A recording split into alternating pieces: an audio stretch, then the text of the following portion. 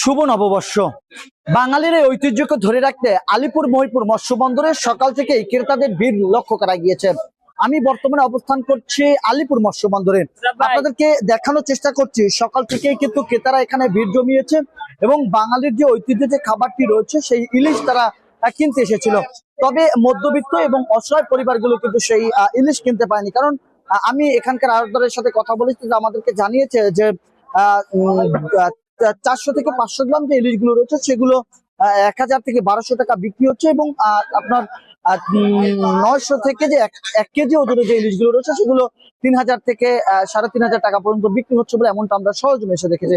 আপনাদেরকে দেখানোর চেষ্টা করছি যে গভীর সমুদ্র থেকে কিন্তু জেলেরা সেই রূপালী ইলিশ নিয়ে কিন্তু আলিপুর মহিপুর মৎস্য বন্দরে অবস্থান করেছে এবং তারা কিন্তু এখানে সেই ইলিশ গুলো কিন্তু ইতিমধ্যে বিক্রি হচ্ছে চড়া দামে।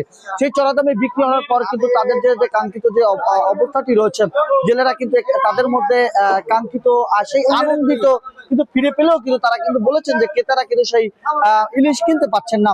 আমি এখানে আসার পর অনেক ক্রেতাদের সাথে কথা বলবো, তারা আমাদেরকে জানিয়েছে যে রূপালী ইলিশ তারা না কিনতে পেরে কিন্তু তারা হতাশ হয়ে চলে গেছেন এবং অনেকের মধ্যে দেখেছি যে অনেকে কিন্তু তারা এই ইলিশ না কিনতে পেরে এই মৎস্য বন্দর থেকে বিভিন্ন প্রকার মাছ কিনে তারা চলে গেছে, অর্থাৎ কম দামে যে মাছগুলো ছিল সেই মাছগুলো কিন্তু তারা কিনেছেন। আমি এই মুহূর্তে দেখানোর চেষ্টা করছি যে বড় ধরনের ইলিশ গুলো এই মুহূর্তে আমাদের চোখে পড়েছে এবং আমরা ক্যামেরা বন্দি করে আপনাদেরকে দেখানোর চেষ্টা করছি। অর্থাৎ বলতে পারেন যে এই মাছগুলোই কিন্তু চড়া দামে বিক্রি হচ্ছে এবং এই বৈশাখের যে আমেজটি বাঙালির ঘরে ঘরে থাকার কথা সেটি কিন্তু না হয়ে সেটা কিন্তু মাছ বাজারেই রয়েছে। কারণ বিষয়টা বলতে পারেন যে এই আলিপুর মহিপুর মৎস্য বন্দরের যে মধ্যবিত্ত যে পরিবারগুলো রয়েছে তাদের মধ্যে কিন্তু বৈশাখীর আমেজ থাকলো, তবে রূপালী ইলিশ দিয়ে কিন্তু তারা এবার সেই বৈশাখী উদযাপনটি করতে পারছেন না, কারণ চড়া দামে বিক্রি হচ্ছে সেই রূপালী ইলিশ। এবং এছাড়াও আমি আবার একটু আপনাদেরকে স্পষ্টভাবে বলতে চাই যে সকাল থেকে কিন্তু এই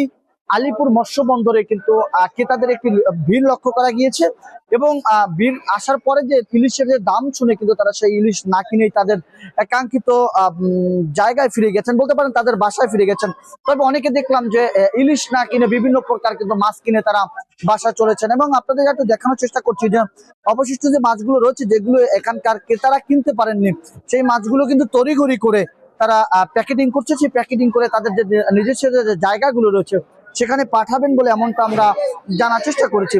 তবে আর স্পষ্ট করতে চাই যে আগামীকালকে থেকেই কিন্তু আলিপুর মহিপুর মৎস্য বন্দর সহ দেশের সকল সমুদ্র সীমায় কিন্তু 58 দিনের জন্য মাছ ধরার নিষেধাজ্ঞা আরোপ করেছে সরকার। সেই উপলক্ষে কিন্তু আজকে বৈশাখী উৎসবকে কেন্দ্র করে ইলিশের দাম চড়া থাকতে এটা স্বাভাবিক বলে এমনটা বলছেন এখানকার মৎস্যজীবীরা।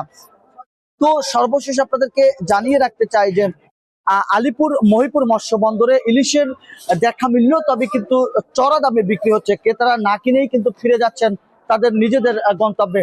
তবে আমি সকাল থেকে যেটা উপলব্ধি করতে পেরেছি, পুরো বাজার মনিটরিং করেছি, সেখানে দেখতে পেরেছি যে ক্রেতারা কিন্তু ইলিশের পরিবর্তনে বিভিন্ন মাছ তারা বিভিন্ন প্রকার মাছ তারা কিনে নিচ্ছেন এবং অনেকে কিন্তু মুরগি কিনে নিচ্ছেন, বিশেষ করে ব্রয়লার মুরগি কিনে নিয়ে তারা এবার বৈশাখী উদযাপনটা করছেন বলে এমনটা আমরা দেখেছি।